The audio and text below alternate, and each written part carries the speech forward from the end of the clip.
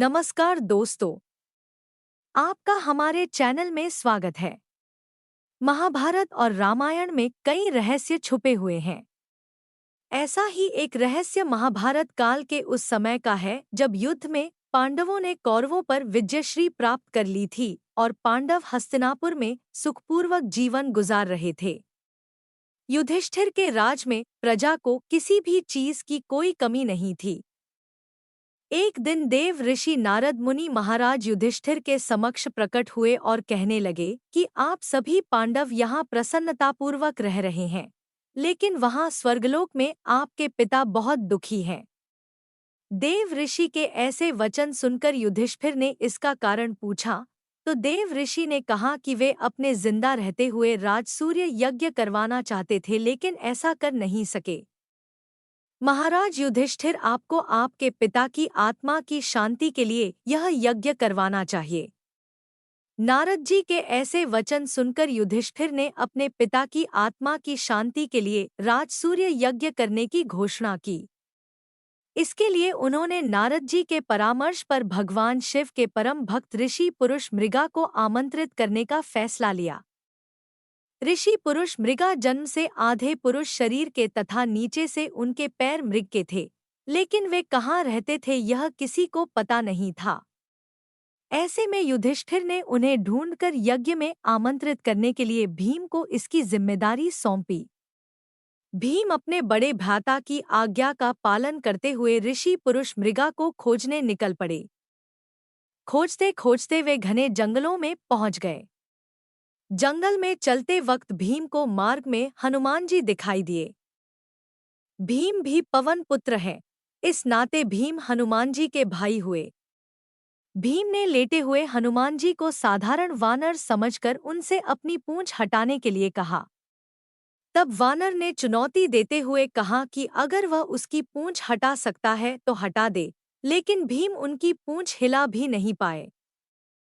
तब जाकर उन्हें एहसास हुआ कि यह कोई साधारण वानर नहीं है।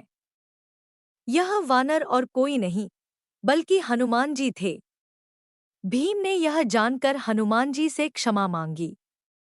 भीम ने हनुमान जी को अपने जंगल में भटकने का उद्देश्य बताया।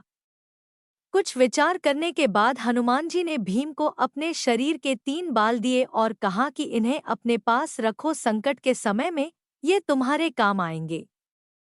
भीम ने हनुमान जी के वे 3 बाल अपने पास सुरक्षित रख लिए और चल पड़े ऋषि मृगा को ढूंढने। कुछ दूर जाने के बाद ही भीम को भगवान शिव के परम भक्त पुरुष मृगा मिल गए, जो महादेव शिव की स्तुति कर रहे थे।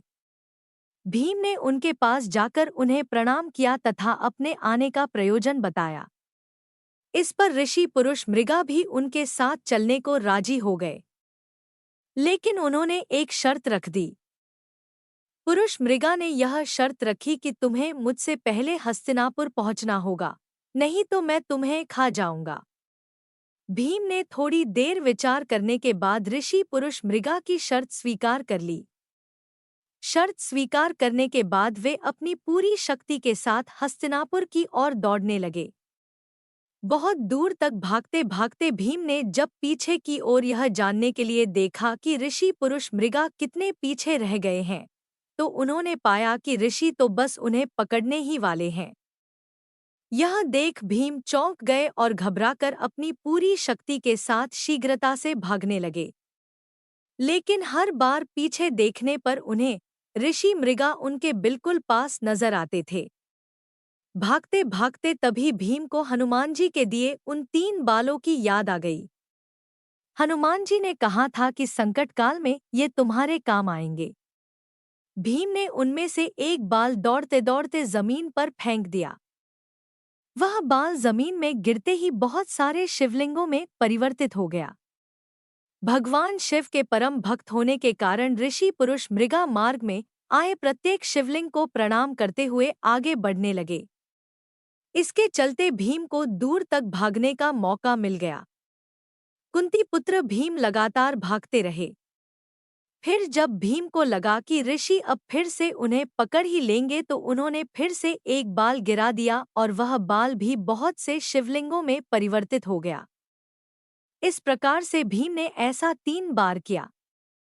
अंत में जब भीम हस्तिनापुर के द्वार में घुसने ही वाले थे कि ऋषि पुरुष मृगा उन्हें पकड़ने के लिए दौड़े और उन्हें पकड़ ही लिया था कि तभी भीम ने छलांग लगाई और उनका बस पैर ही द्वार के बाहर रह गया था। इस पर पुरुष मृगा ने उन्हें पकड़कर खाना चाहा, लेकिन उसी दौरान भगवान कृष्ण और युधिष्ठिर द्वार पर पहुंच गए। दोनों को देखकर युधिष्ठिर ने भी पुरुष मृगा से बहस करनी शुरू कर दी। तब युधिष्ठिर से पुरुष मृगा ने कहा कि शर्त अनुसार इसका पैर द्वार के बाहर ही था, इसलिए यह पहुंच नहीं पाया, ऐसे में मैं इसे खाऊंगा। फिर भी हे धर्मराज, तुम न्याय करने के लिए स्वतंत्र हो। ऐसे वचन सुनकर युधिष्ठिर ने ऋषि पुरुष मृगा से कहा कि भीम के केवल पैर ही द्वार के बाहर रह गए थे, बाकी संपूर्ण शरीर तो द्वार के अंदर ही है, इसलिए आप भीम के केवल पैर ही खा सकते हैं। ऐसा सुनकर युधिष्ठिर के न्याय से ऋषि पुरुष मृगा प्रसन्न हुए तथा उन्होंने भीम को जीवनदान दे दिया। इसके बाद ऋषि ने यज्ञ संपन्न करवाया और सबको आशीर्वाद भी दिया। अगर आपको ये वीडियो अच्छा लगे तो इसे लाइक, शेयर और चैनल को सब्सक्राइब कर लीजिए। इससे हमें आपके लिए और अच्छे वीडियो बनाने की प्रेरणा मिलती है। धन्यवाद।